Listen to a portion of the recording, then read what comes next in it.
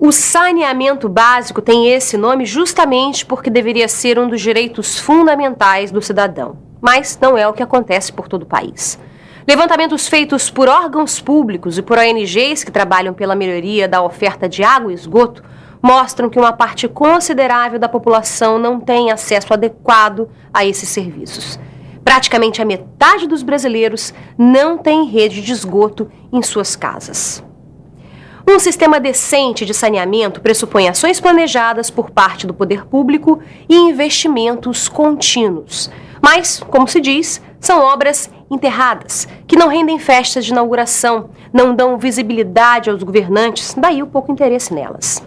Fato é que, sem saneamento, lixo e esgoto não tratado contaminam a água consumida pela população, causam doenças, o que aumenta os gastos em atendimentos na rede pública de saúde, impacta a produtividade dos trabalhadores e o valor imobiliário das áreas degradadas. Ou seja, prejuízos enormes à saúde das pessoas e à economia do país. O desafio de garantir saneamento básico no Brasil é o tema de hoje do Sala de Notícias.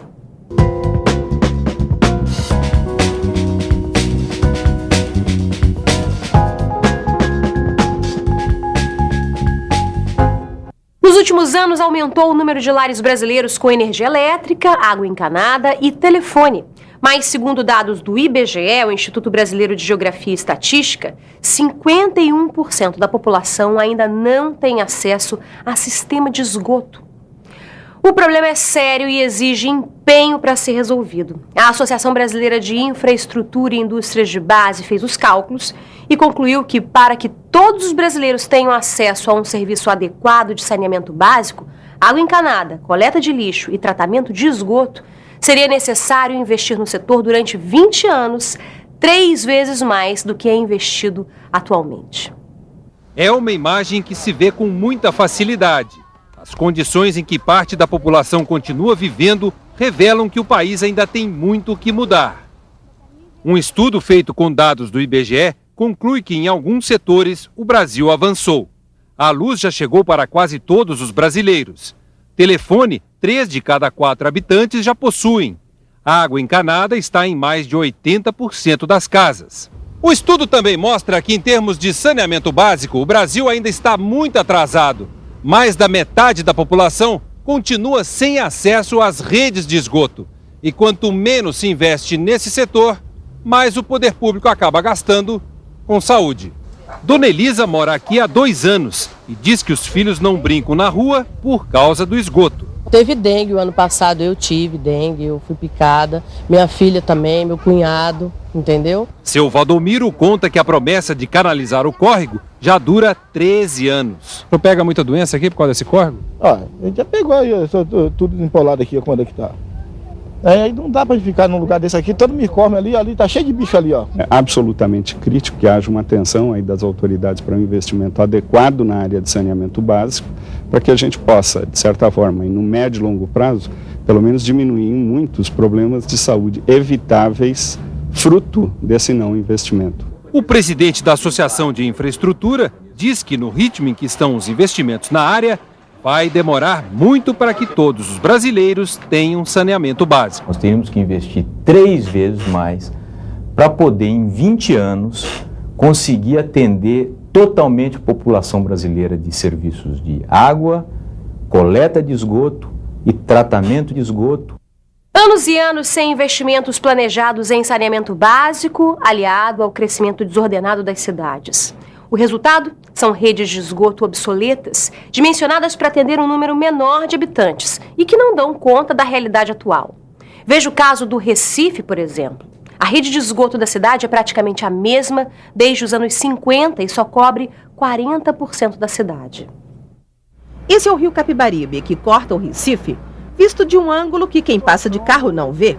Todo esse lixo vem de canaletas que jogam a sujeira em canais e lagoas da cidade, que consequentemente despejam tudo no rio.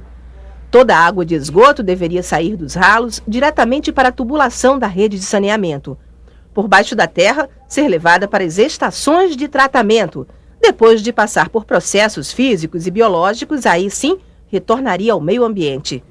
Mas se a tubulação não passa nos bairros, onde despejar a água que é indesejada dentro de casa? Por lei, ao ser construído, qualquer imóvel deve ser ligado à rede coletora de esgoto ou ter uma fossa. Para fazê-la, o construtor deve seguir as normas da Agência Estadual de Meio Ambiente e Recursos Hídricos. Que faça-se essa limpeza de forma a garantir uma vida útil dessa instalação com condições sanitárias adequadas. Edson é comerciante, vive da venda de comida e bebida. Difícil cativar o freguês nessas condições e dar conforto à família. Tem como nem dormir, menino novo passando mal aí de carro da muriçoca, não tem condições não. Edson aponta o que ele considera que é o problema: a construção de novos imóveis, sem que a rede de saneamento tenha crescido como eles. Este conjunto residencial, por exemplo, foi inaugurado há 5 anos. De uma só vez, o bairro ganhou 1.600 moradores. No Recife, a rede de esgotos é praticamente a mesma de 60 anos atrás. Ela cobre 40% da área. Em São Paulo, 89% dos bairros têm saneamento. No Rio de Janeiro, 70%, de acordo com o Ministério das Cidades. Quando o sistema do Recife foi construído, a cidade tinha pouco mais de 500 mil de habitantes. Hoje tem o triplo. É por isso que os canos se rompem, a cidade alaga com a chuva. No próximo bloco, vamos ver como a falta de redes de esgoto afeta o abastecimento de água, provocando prejuízos à saúde e à economia. Você está assistindo ao Sala de Notícias, a gente volta já já.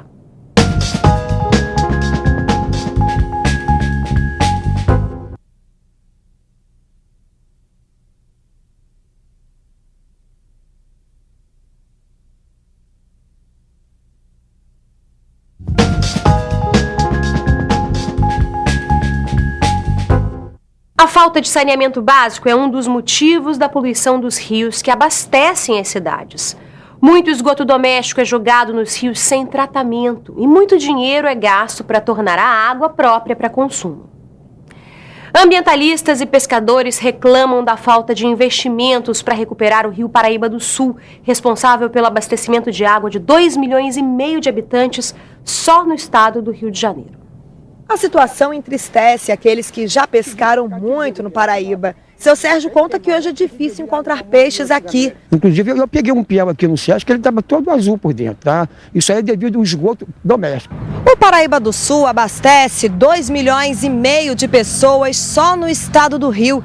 Mesmo assim, muitas cidades ainda despejam nele esgoto sem tratamento.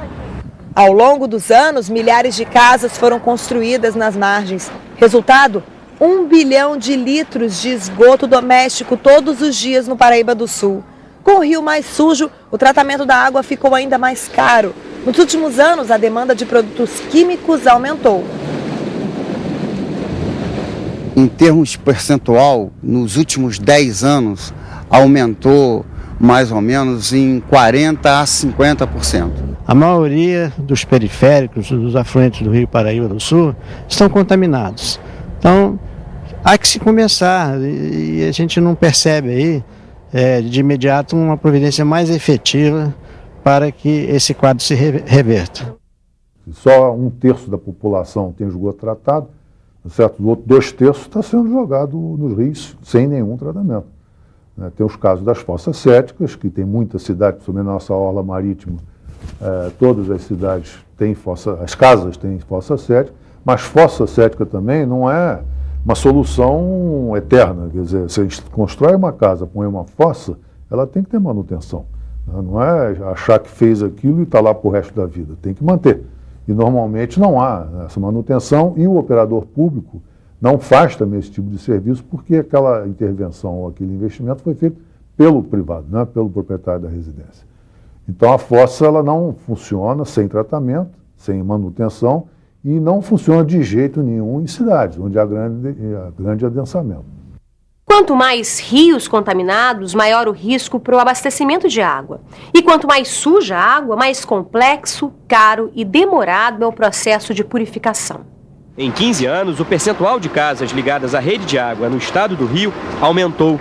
Passou de 81,84% em 91 para 88,68% em 2006. Dona Helena foi uma das beneficiadas, o que não aconteceu com todos os vizinhos. Bem perto dali, O jeito ainda é apelar para o carro-pipa. Aqui não tem água, se a gente não comprar, fica sem água. A senhora gasta quanto de água? Eu gasto 30, 40. Ou então fazer como José Elias, que pedala mais de 1 quilômetro para buscar água neste cano à beira do rio.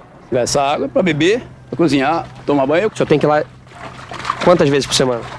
Às vezes eu vou 3 vezes, dependendo do que eu estiver fazendo. Na maior parte do Grande Rio, onde o serviço é feito por uma companhia estadual, a SEDAI, ainda há muitos desafios pela frente.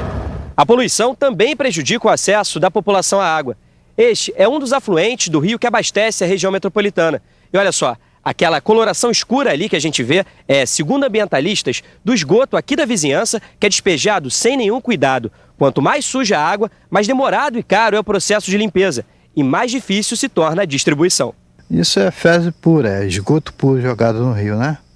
Isso já vem lá do centro, vem pegando vários bairros, até encontrar aqui onde você está vendo, que é o Rio dos Poços. À medida que você não tem, né, tratamento de esgoto, você está cada vez contribuindo com a escassez de água, porque você, ao você diminui o recurso de água doce, limpo, né, e você tem que cada vez tratar mais água, para distribuir uma água de qualidade para a população.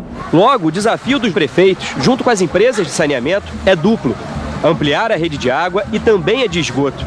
Em uma década, a proporção de casas ligadas à rede de esgoto cresceu no estado do Rio. Mas 2 em cada 5 ainda não têm o serviço.